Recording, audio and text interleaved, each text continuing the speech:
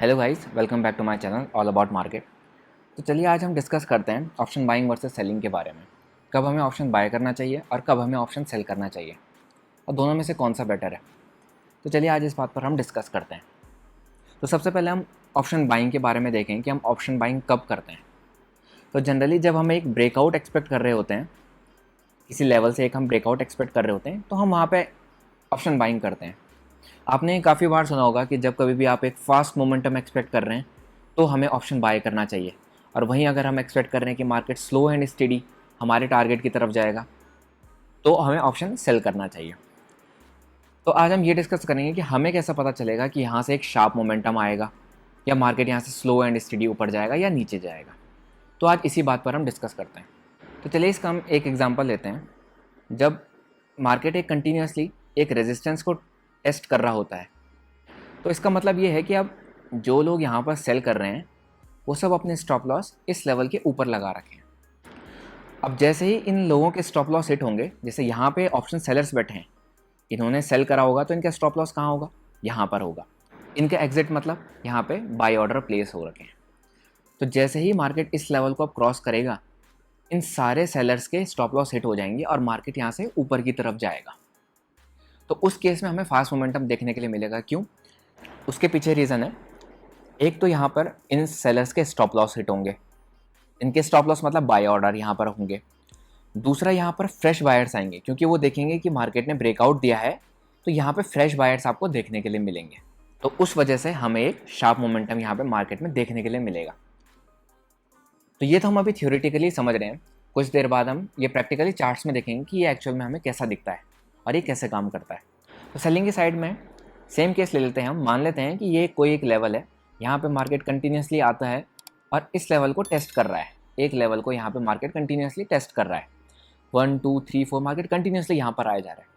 अब यहाँ पे जो ऑप्शन सेलर्स होंगे, यहाँ पे कौन सेलर्स होंगे? अगर ये ऊपर की तरफ जा रहा है तो यहाँ पे लोगों ने अपने पुट सेल कर रखे होंगे, लोग अपने पीई सेल कर रखे होंगे इसके इस लेवल के नीचे।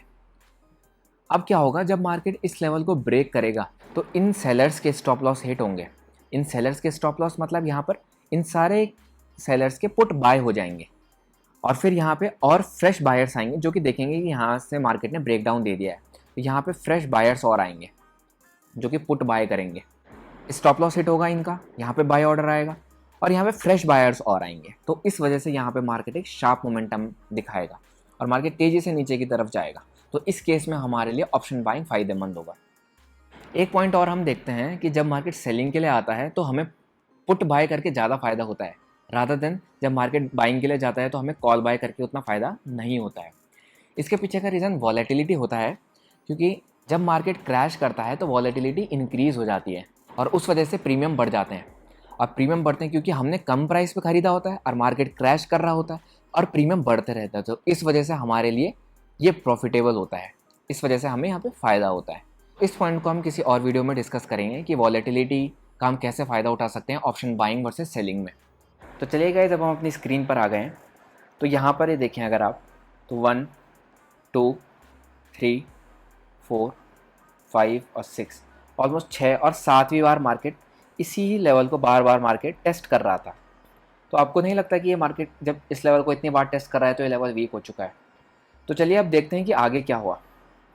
आप देखें यहाँ पे मार्केट ने एक अच्छी खासी कैंडल के साथ ब्रेकआउट दिया और उसके बाद का अगर हम मोमेंट देखें तो ऑलमोस्ट 34,850 से हमें मार्केट 36,000 ऑलमोस्ट 1100 पॉइंट मार्केट ऊपर गया। तो ये फ़ायदा होता है जब मार्केट काफ़ी टाइम से जब एक रेजिस्टेंस को मार्केट टेस्ट कर लेता है, तो जब उस लेवल का ब्रेकआउट होता है तो हमें एक अच्छा खासा मोमेंटम मार्केट में देखने के लिए मिलता है। अगर आप इस समय यहाँ पे अगर हम कॉल बाय करते तो हमें अच्छा प्रॉफिट मिलता है रादर देन सेलिंग पुट। तो चलिए अब हम देखते हैं कि हम ऑप्शन सेलिंग कब करेंगे। तो उसके लिए हम 2 केस डिस्कस करेंगे। पहला केस तो ये है, मान लेते हैं हमें प्रीवियस डे में एक ट्रेंडिंग मार्केट देखने के लिए मिला, तो उसके नेक्स्ट डे हम एक साइडवेज मार्केट प्लान कर सकते हैं। तो उस केस में हम या तो एक स्ट्रैडल बना सकते हैं या फिर इस लेवल के नीचे के पुट शॉर्ट कर सकते हैं। उसके पीछे रीज़न सिंपल यही है कि हम ये बात काफ़ी बार डिस्कस कर चुके हैं कि मार्केट एक स्ट्रेट लाइन में कभी फॉल नहीं करता है। अगर एक शार्प फॉल हमें देखने के लिए मिला है तो उसके बाद मार्केट थोड़ा साइडवेज रहेगा या थोड़ा एक पुल बैक आएगा। तो इन दोनों ही केस में हमें फ़ायदा होगा, क्योंकि हम इस लेवल के नीचे के जितने पुट शॉर्ट करेंगे तो मार्केट यहाँ से ऊपर जाए तो भी हमें प्रॉफिट होगा, और मार्केट अगर साइडवेज रहकर आज यहाँ पर क्लोज भी कर दे तो भी हमें प्रॉफिट होगा, क्योंकि प्रीमियम डीके हो जाएगा पुट का। तो इस केस में हम ये केस करते हैं। सिमिलरली हम अगर मार्केट एक शार्प अप मूव में गया है तो यहाँ पर भी हम वही चीज़ कर सकते हैं, हम इसके ऊपर के कॉल शॉर्ट कर सकते हैं और हम एक साइडवेज मार्केट एक्सपेक्ट कर सकते हैं। पर अगेन गाइज, यहाँ पे किसी भी चीज़ की प्रोबेबिलिटी 100% नहीं है, तो ये भी फेल कर सकता है। हो सकता है मार्केट में कोई इतनी बुरी न्यूज़ हो कि मार्केट और कंटिन्यू फॉल करे, या इतनी अच्छी न्यूज़ हो कि इस लेवल के ऊपर भी मार्केट जाता रहे। तो कुछ भी 100% नहीं होता है, तो इसलिए हमें हमेशा स्टॉप लॉस के साथ काम करना चाहिए। एक और केस हम ऑप्शन सेलिंग के लिए कब देखते हैं, जब मार्केट एक्सपायरी के नज़दीक आ रहा होता है, तो उस समय भी हम ऑप्शन सेलिंग के लिए देखते हैं। क्योंकि अभी जैसे हमने डिस्कस करा कि मान लेते हैं हमें लग रहा है कि यहाँ से अब हमें एक अच्छा ब्रेकआउट देखने के लिए मिलेगा और मार्केट में शार्प मोमेंटम आएगा, लेकिन हमने अभी डिस्कस करा कि इसकी 100% प्रोबेबिलिटी नहीं होती है। तो मान लेते हैं कि ये फेल हो गया, तो अगर आपने ऑप्शन बाय करा है और क्लोजिंग के टाइम पर भी मार्केट उसी प्राइस पर रहता है तो आपको ऑप्शन बाइंग में लॉस होगा।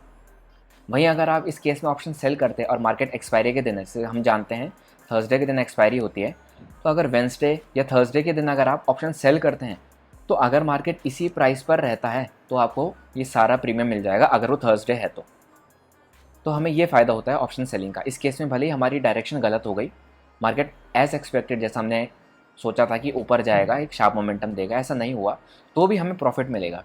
अगर मार्केट फास्ट मोमेंटम भी दे देता है तो भी हमें प्रॉफिट होगा। तो चलिए गाइस, अब हम प्रोज और कॉन्स के बारे में देख लेते हैं कि बाइंग और सेलिंग के क्या फ़ायदे और नुकसान हैं।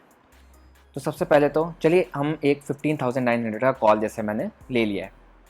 अब अगर मैं इसे बाय करूं तो आप देखें तो मुझे सिर्फ 4,452 का हमें मार्जिन इसमें रिक्वायरमेंट है, मतलब मेरे अकाउंट में सिर्फ इतने रुपए होने चाहिए और मैं इसे बाय कर सकता हूँ। चलिए देखते हैं सेलिंग के लिए हमें कितना मार्जिन चाहिए होता है। आप देखें सेलिंग के लिए 1,02,000 रुपये का मार्जिन मुझे चाहिए अपने अकाउंट में। तो इसी वजह से काफ़ी सारे जो बिगिनर्स होते हैं वो ऑप्शन बाइंग की तरफ ज़्यादा आते हैं, क्योंकि ऑप्शन बाइंग में कम मार्जिन की ज़रूरत होती है। जहाँ ऑप्शन बाइंग में हमें सिर्फ 4,000 रिक्वायरमेंट थे, वहाँ ऑप्शन सेलिंग में हमें 1,02,000, ऑलमोस्ट 20 टाइम्स ज़्यादा मनी चाहिए होता है। अब मार्केट में हमारे पास 3 पॉसिबिलिटी हैं। या तो मार्केट हमारी डायरेक्शन में जाएगा, मान लेते हैं हमने बुलिश बायस लिया है, तो मार्केट या तो ऊपर जाएगा हमारी डायरेक्शन में, या हमारे डायरेक्शन के अपोजिट जाएगा नीचे, या फिर मार्केट एक साइडवेज रह जाएगा। ऑप्शन बाइंग में हमें सिर्फ फ़ायदा तब होगा जब मार्केट ऊपर जाएगा। ऑप्शन इन दोनों केस में साइडवेज और डाउन ट्रेंड, मतलब हमारे डायरेक्शन में अगर मार्केट जाएगा, ये साइडवेज भी मार्केट रह जाए तो भी हमें फ़ायदा होगा। तो 3 केस हैं। अगर हम प्रोबेबिलिटी ऑफ विनिंग देखें, सिर्फ एक केस में ऑप्शन बाइंग करके फ़ायदा होगा। इसका मतलब ऑप्शन बाइंग की प्रोबेबिलिटी 33.33% है, वहीं ऑप्शन सेलर की प्रोबेबिलिटी 66.66% है, मतलब ऑप्शन सेलर्स के विनिंग के चांसेस ज़्यादा हैं। तीसरा पॉइंट क्या है यहाँ पर, स्टॉप लॉस का। ऑप्शन सेलिंग में हमें कम स्टॉप लॉस मिल जाता है देन ऑप्शन बाइंग। इसको हम पहले एक डायग्राम की मदद से समझते हैं, उसके बाद हम एग्जांपल लेकर समझेंगे। तो पहले हम मान लेते हैं एक स्पॉट चार्ट है हमारे पास और मार्केट ने ऐसे एक रेंज बना रहा था, फिर यहाँ पे मार्केट ने ब्रेकआउट दिया। तो जनरली अगर हम ऑप्शन बाय करेंगे तो हमारा स्टॉप लॉस इस कैंडल के नीचे होगा। वहीं अगर हम ऑप्शन चार्ट में देखें, मान लेते हैं कि इसका प्राइस कुछ 100 रुपीज़ चल रहा था उस समय और इस कैंडल का लो है 90, तो ऑप्शन प्राइस के हिसाब से हम अपना प्राइस 88 के अराउंड रखेंगे स्टॉप लॉस, और टारगेट इसका डबल, दैट इज़ 124 हम अपना टारगेट प्लान करेंगे। अब यहाँ पर क्या होगा, मान लेते हैं कि हमारे एक्सपेक्टेशन के हिसाब से ऊपर नहीं गया और थोड़ा बहुत नीचे आया, मान लेते हैं इस क्लोजिंग प्राइस के आसपास ही आया, इस कैंडल के आसपास ही। तो ऑप्शन बाइंग में क्या होता है कि हमारा स्टॉप लॉस इस केस में यहाँ पर हिट कर जाएगा 88 का, हो सकता है, और उसके बाद फिर मार्केट वापस हमारी डायरेक्शन में कंटिन्यू कर जाए।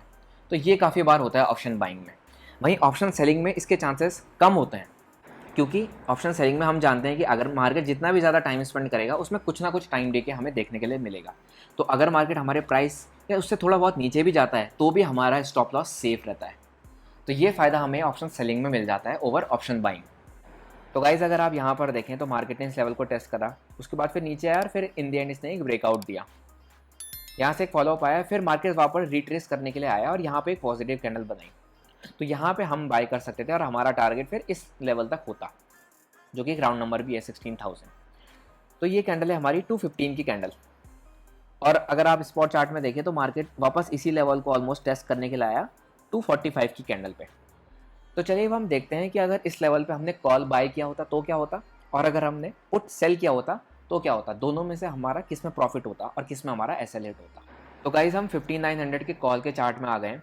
अगर आप देखें तो 245 की कैंडल हमारी ये है। अगर हम एसएल लगाते तो हमारा एसएल ऑलमोस्ट 69 रुपीज़ के आसपास होता, 69 68।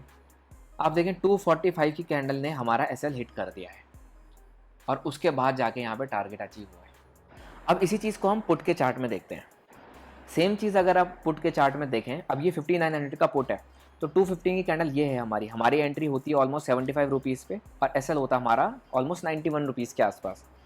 अब आप देखें तो 245 की कैंडल का हाई 87 88 है, जो कि हमारे एसएल तक नहीं आया और इन दी एंड फिर हमें इसमें प्रॉफिट मिला। तो आप देखें किस तरह से हमें ऑप्शन बाय करके प्राइस हमारे लेवल पर आया लेकिन हमारा एसएल हिट हो गया, वहीं ऑप्शन सेलिंग में हमें प्रॉफिट हुआ। तो गाइज़ अभी के लिए इस वीडियो में इतना ही, मिलते हैं अगली किसी नई वीडियो में किसी नए टॉपिक के साथ। तो अगर आपको पसंद आया तो वीडियो को लाइक करें, शेयर करें और चैनल को सब्सक्राइब करें। Thank you.